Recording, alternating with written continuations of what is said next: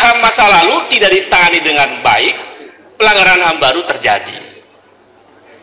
Misalnya kilometer 50.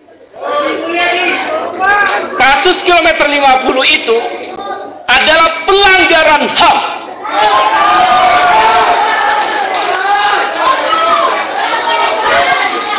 Yang menyimpulkan itu pelanggaran HAM bukan hanya kita di sini, tapi Komisi Nasional Hak Asasi Manusia Republik Indonesia mengatakan bahwa itu adalah pelanggaran HAM. Belum lagi kita ingat tahun 2019.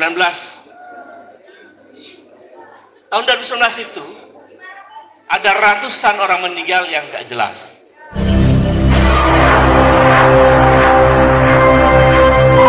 Bismillahirrahmanirrahim. Assalamualaikum warahmatullahi wabarakatuh.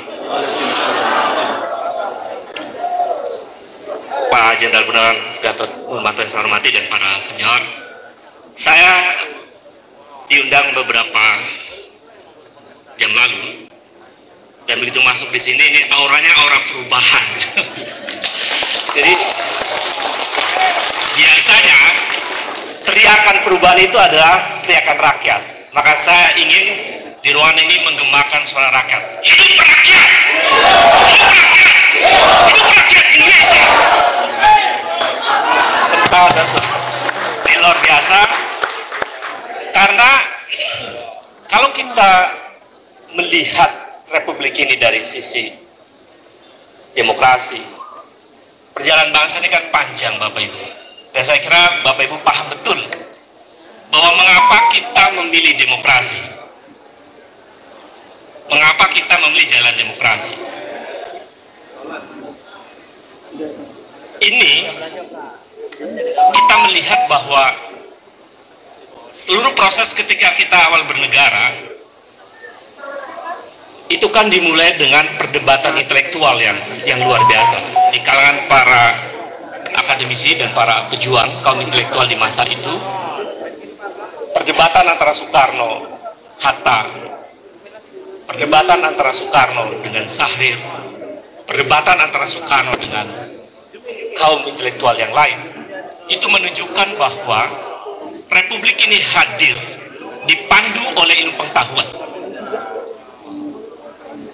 Republik ini hadir dipandu oleh ilmu pengetahuan. Di saat yang sama, kita juga paham bahwa para pendiri bangsa itu dari berbagai kalangan, para ulama, para pendeta. Maka di situ kita melihat ada perpaduan yang hebat antara kaum intelektual dengan kaum ulama, kaum cendekiawan Muslim. Kita masih ingat di situ ada tokoh yang juga cukup punya pengaruh besar di masa itu. Ada ayahnya Gus Dur, ada Kiai Haji Wahid Hasyim, ada Kasimo dan lain-lain. Saya kira beberapa tokoh itu menggambarkan representasi bahwa Republik ini nggak bisa mengabaikan kaum intelektual.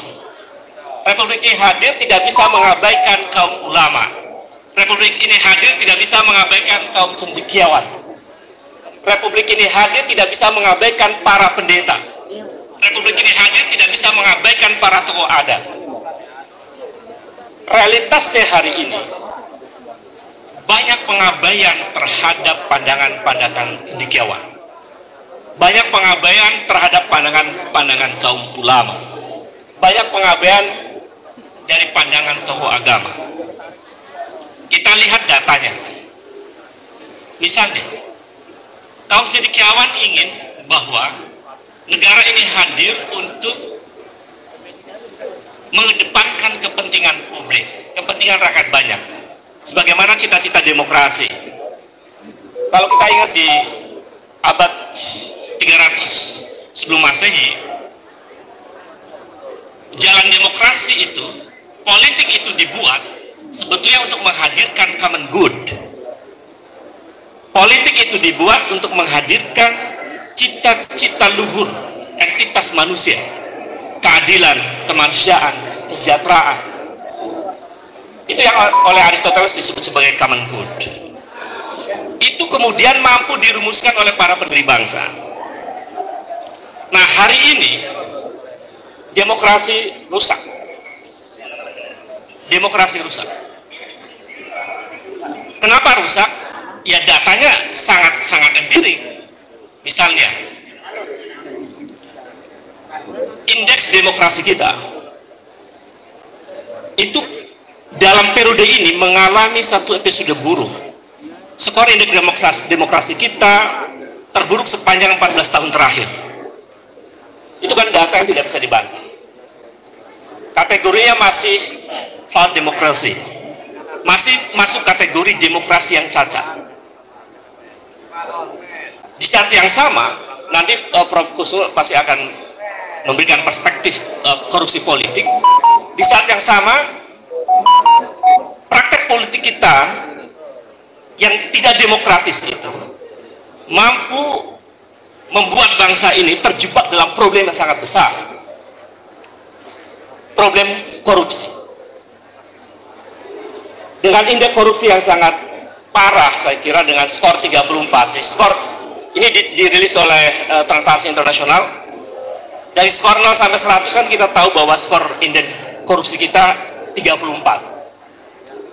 Kalau 50 saja rapotnya sudah merah, ini 34. Kalau rapot di sekolah kan berarti rapotnya merah banget. Artinya dari sisi demokrasi kita berada pada situasi yang parah. Yang kedua, dari sisi korupsi kita berada pada posisi yang parah, rusak. Yang ketiga, dari sisi penegakan hukum kita juga berada pada posisi yang parah. Bahkan sekarang lebih canggih. Kalau kita membaca beberapa jurnal, kita berada pada episode yang disebut dengan autocratic legalism. Satu episode kekuasaan yang memproduksi undang-undang, tapi demi kepentingan otoritarianisme. Jadi ada wajah baru otoritarianisme di balik prosedur-prosedur demokrasi. Bapak Ibu yang saya hormati, dari situ kita bisa melihat arah negara ini sebetulnya sudah berada di persimpangan, tapi makin disimpangkan, makin jauh dari cita-cita proklamasi. Ini ada hadir guru saya juga, Profesor Sri Edi Suasono, yang tentu saja punya genealogi yang sangat dekat dengan Bung Hatta. Saya membayangkan kalau Bung Hatta melihat Indonesia hari ini, pasti meneteskan air mata. Karena Bung Hatta adalah aktor utama yang membuat konstitusi kita peduli kepada rakyat dengan pasal 33 itu. Tapi secara empirik, demokrasi kita tidak mampu menjawab kebutuhan rakyat. Ini catatan ketiga saya. Kemudian yang keempat, pertanyaannya adalah siapa yang menjadikan bangsa ini menjadi rusak? Kalau menggunakan analisis aktor, siapa yang membuat bangsa ini menjadi rusak? Saya tanya, siapa yang membuat bangsa ini menjadi rusak?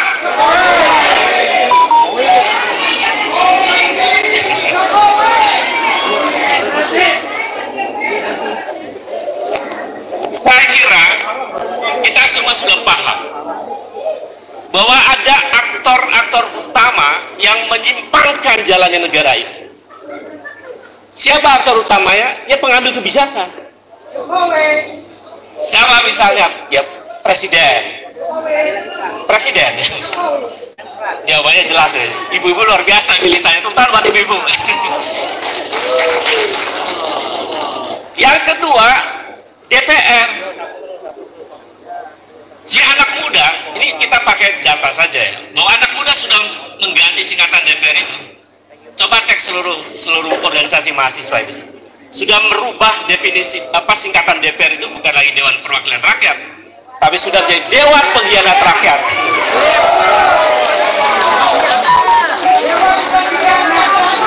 Itu mahasiswa Bapak Ibu yang bilang, ketika ditanya oleh wartawan, kenapa mahasiswa menyebut bahwa DPR sudah menjadi Dewan Pengkhianat Rakyat? Karena mereka secara empirik dan melakukan kajian sangat saintifik menyimpulkan banyak sekali pengkhianatan dilakukan oleh parlemen terhadap rakyat. Apalagi kepentingan anak muda generasi Z yang 60% akan menentukan masa depan Republik ini. Mereka merasa bahwa rezim ini merusak masa depan mereka. Padahal 60% Republik ini akan masa depannya ditentukan oleh anak muda ini. Generasi Z dan generasi milenial jumlahnya hampir 60% yang akan menentukan 2024 jika ada pemilu. Jika ada pemilu. Bapak Ibu yang saya hormati, pertanyaannya, apa data riset yang menunjukkan bahwa anak muda itu kecewa dan marah dengan keadaan? Persentase terbesar, ada sebuah riset dari lembaga terkemuka yang tidak bisa saya sebutkan di majelis ini. Risetnya sangat, oh ini sudah azan ya? Pak Jenderal sebenarnya harus segera ke belakang dulu ya. Baik, sebentar lagi nanti ada waktu sholat asar ya. Baik. Data riset yang menunjukkan terbesar dari sekian pendapat anak-anak muda, skornya 34%, ini presentasi terbesar anak muda. Penelitiannya dilakukan oleh lembaga riset terkemuka yang punya pengaruh besar di Indonesia. Risetnya dilakukan sekitar ya bulan Mei, ya, kurang lebih bulan Mei. Jawaban mereka mayoritas mengatakan generasi Z dan generasi milenial menginginkan pemimpin ke depan adalah pemimpin yang memiliki integritas dan kejujuran yang tinggi.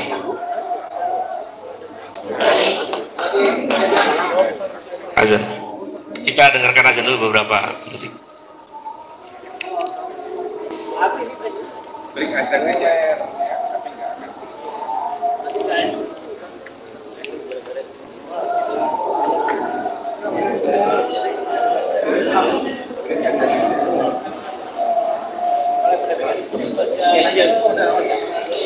Baik, sudah selesai. Tadi sampai satu. Monggo yang mungkin lanjut saja yang sholat ya ini ya. Jadi supaya waktunya terus berjalan. Jadi mayoritas anak muda, generasi Z dan generasi milenial menjawab bahwa mereka menginginkan pemimpin yang punya integritas tinggi dan kejujuran tinggi. Pernyataan ini perlu ditafsirkan dengan pendekatan yang hermeneutik.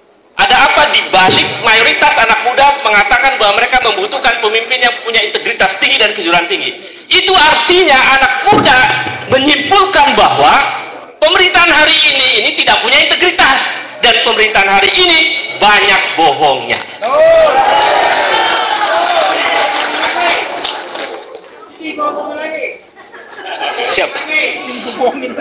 Siapa? Bapak Ibu yang saya hormati,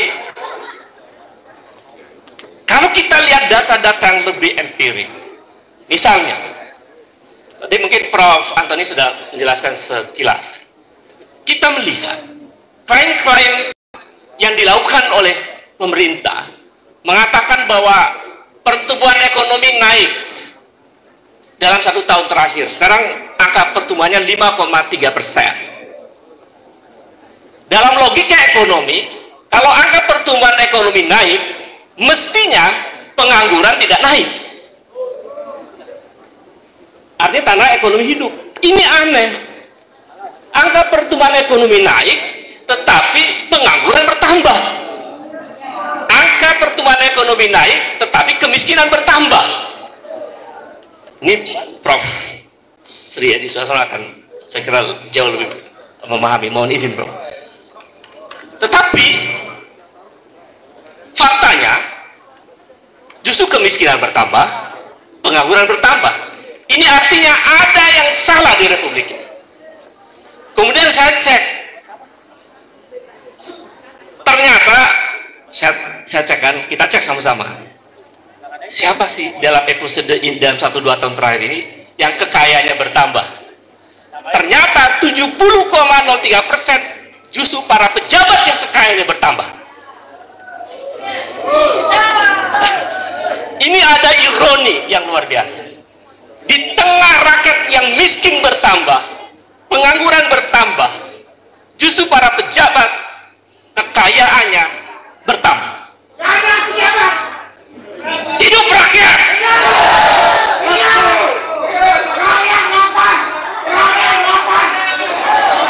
Ya, itu adalah hati nurani rakyat. Saya sehari-hari, setiap pekan hampir rutin ketemu buruh. Oh, cerita tentang buruh luar biasa. Ada cerita sampai bunuh diri hanya karena di PHK. Ada cerita sampai bunuh diri hanya karena nggak bisa membiayai sakit orang tuanya. Itu fakta empirik. Bapak Ibu, bagaimana data tentang hak asasi manusia? Dalam demokrasi, isu HAM adalah isu penting. Ternyata indeks hak asasi manusia kita itu juga di bawah 50. Dalam satu riset yang dilakukan oleh satu institusi penting, dia membuat skala indeks hak asasi manusia itu dari 0 sampai 7. Indeks hak asasi manusia kita skornya 35 ke bawah, 34, sekian. Jadi artinya raport hak asasi manusia juga merah. Karena pelanggaran HAM masa lalu tidak ditangani dengan baik, pelanggaran HAM baru terjadi. Misalnya kilometer 50. Kasus kilometer 50 itu adalah pelanggaran HAM.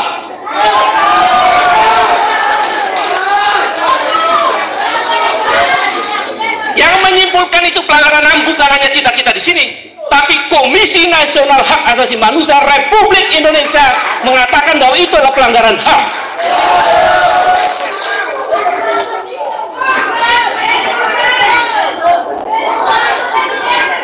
Ya. Belum lagi kita ingat tahun 2019. Tahun 2019 itu ada ratusan orang meninggal yang nggak jelas di KPPS. Ada peristiwa di Bawaslu. Bahkan tahun 2019 ketika mahasiswa demonstrasi di Universitas Halu Oleo, ada 2 mahasiswa yang tertembak mati. Hanya ingin mengatakan bahwa jangan direvisi undang-undang KPK itu, karena kalau direvisi KPK menjadi mandul. Mahasiswa ditembakin dan ada yang meninggal juga. Saya mau mengatakan rezim ini memang nggak serius menyelesaikan persoalan HAM. Karena kasus HAM lama tidak diungkap secara serius, bahkan ada diskriminasi. Kita ingat awal tahun 2023 ternyata ada kebijakan oleh rezim ini untuk lebih memperhatikan korban pelanggaran HAM tahun 65-66. Padahal Bapak Ibu, kasus pelanggaran HAM itu tidak hanya itu. Dan aktornya tahun 65-66 itu kompleks, tidak tunggal. Agak kompleks. Pelanggaran HAM itu ya terjadi era tahun 90-an. Pelanggaran HAM juga terjadi tahun 98. Dan pelanggar-pelanggar HAM-nya itu sekarang ada di istana. Ada di istana. Jadi nggak punya otoritas moral pemerintahan ini bisa mengatasi pelanggaran HAM. Karena para pelanggar HAM-nya ada di istana, bahkan ada yang diangkat menjadi menteri.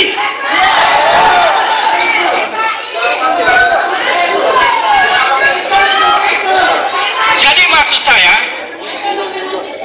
problem yang sekian banyak ini dari soal demokrasi yang memburuk, korupsi yang merajalela, pelanggaran HAM yang luar biasa, penegakan hukum yang tajam ke bawah tumbul ke atas, itu menunjukkan bahwa problem kita ini sangat luar biasa. Dan kalau problem kita sangat luar biasa, hanya bisa diselesaikan dengan cara-cara luar biasa. Dan saya kira kehadiran Bapak Ibu di sini adalah tanda-tanda perubahan itu akan segera terjadi. Terima kasih. Assalamualaikum warahmatullahi wabarakatuh.